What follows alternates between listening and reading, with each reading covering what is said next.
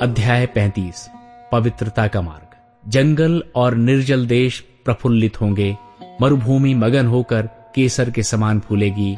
वो अत्यंत प्रफुल्लित होगी और आनंद के साथ जय जयकार करेगी। उसकी शोभा लबानोन की सी होगी और वो करमेल और शारोन के तुल्य तेजोमय हो जाएगी। वे यहोवा की शोभा और हमारे परमेश्वर का तेज देखेंगे। ढीले हाथों को दृढ़ करो और थरथराते हुए घुटनों को स्थिर करो। घबराने वालों से कहो हियाव बांधो, मत डरो। देखो, तुम्हारा परमेश्वर बदला लेने और प्रतिफल देने को आ रहा है। हाँ, परमेश्वर आकर तुम्हारा उद्धार करेगा। तब अंधों की आंखें खोली जाएंगी और बहिरों के कान भी खोले जाएंगे।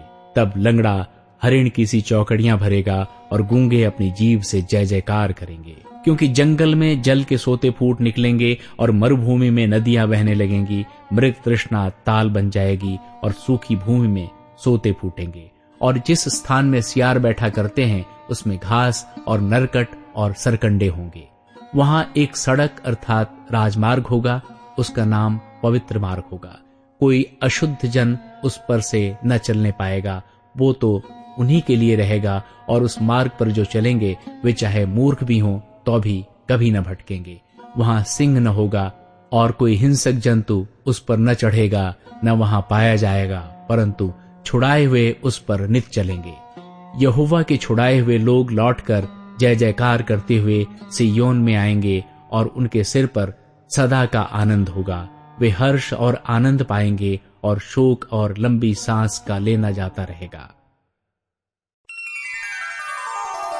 अध्याय 36 यरूशलेम पर अश्शूर का आक्रमण। हिजकिय्याह राजा के 14वें वर्ष में अश्शूर के राजा स्नेहरीब ने यहूदा के सब गढ़वाले नगरों पर चढ़ाई करके उनको ले लिया। अश्शूर के राजा ने रबशाके को बड़ी सेना देकर लाकीश से यरूशलेम के पास हिजकिय्याह राजा के विरुद्ध भेज दिया और वो ऊपरी पोखरे की नहर के पास धोबियों के खेत की सड़क पर जाकर खड़ा हुआ। तब हिल्किय्याह का पुत्र एल्याकीम जो राजघराने के काम पर नियुक्त था, और शेबना जो मंत्री था, और आसाप का पुत्र योआह जो इतिहास का लेखक था, ये तीनों उससे मिलने को बाहर निकल गए।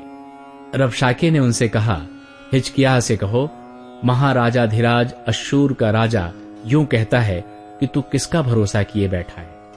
मेरा कहना है कि क्या मुंह से बातें बनाना ही युद्ध के लिए पराक्रम और युक्ति है?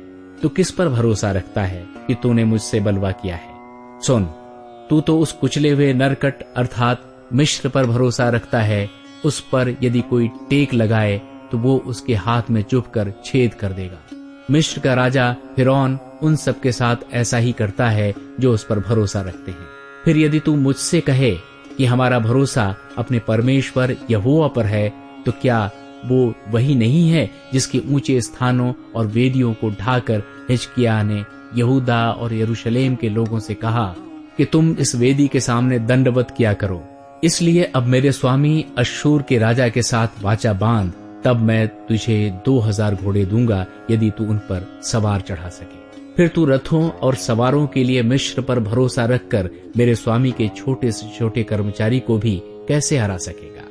क्या मैंने यहोवा के बिना कहे इस देश को उजाड़ने के लिए चढ़ाई की है? यहोवा ने मुझसे कहा है, उस देश पर चढ़ाई करके उसे उजाड़ दे। तब एल्याकीम, शेबना और योआह ने रबशाके से कहा, अपने दासों से अरामी भाषा में बात कर, क्योंकि हम उसे समझते हैं। हमसे यहूदी भाषा में शहरपनाह पर बैठे हुए लोगों के सुनते बातें न कर। रबशाके ने कहा, क्या मेरे स्वामी ने मुझे तेरे स्वामी ही के या तुम्हारे ही पास ये बातें कहने को भेजा है? क्या उसने मुझे उन लोगों के पास नहीं भेजा जो शहर पनाह पर बैठे हैं, जिन्हें तुम्हारे संग अपनी विष्ठा खाना और अपना मूत्र पीना पड़ेगा? तब रबशाके ने खड़े होकर यहूदी भाषा में ऊंचे शब्दों से कहा, महाराज धीराज, अश्शूर के राजा की बातें सुनो। राजा यूं कहता है, हिजकिय्याह तुमको धोखा न दे, क्योंकि वो तुम्हें बचा न सकेगा।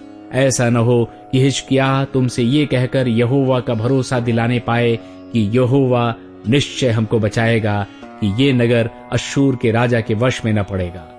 हिजकिय्याह की मत सुनो। अश्शूर का राजा कहता है भेंट भेजकर मुझे प्रसन्न करो और मेरे पास निकल आओ। तब तुम अपनी अपनी दाखलता और अंजीर के वृक्ष के फल खा पाओगे और अपने अपने कुंड का पानी पिया करोगे, जब तक मैं आकर तुमको ऐसे देश में न ले जाऊं जो तुम्हारे देश के समान अनाज और नए दाख मधु का देश और रोटी और दाख की बारियों का देश है। ऐसा न हो कि हिजकिय्याह ये कहकर तुमको बहकाए कि यहोवा हमको बचाएगा। क्या और जातियों के देवताओं ने अपने अपने देश को अश्शूर के राजा के हाथों से बचाया है? हमात और अपार्द के देवता कहाँ रहे? सपर्वैम के देवता कहाँ रहे? क्या उन्होंने शोमरोन को मेरे हाथ से बचाया है? देश देश के सब देवताओं में से ऐसा कौन है जिसने अपने देश को मेरे हाथ से बचाया हो? फिर क्या यहोवा यरूशलेम को मेरे हाथ से बचाएगा?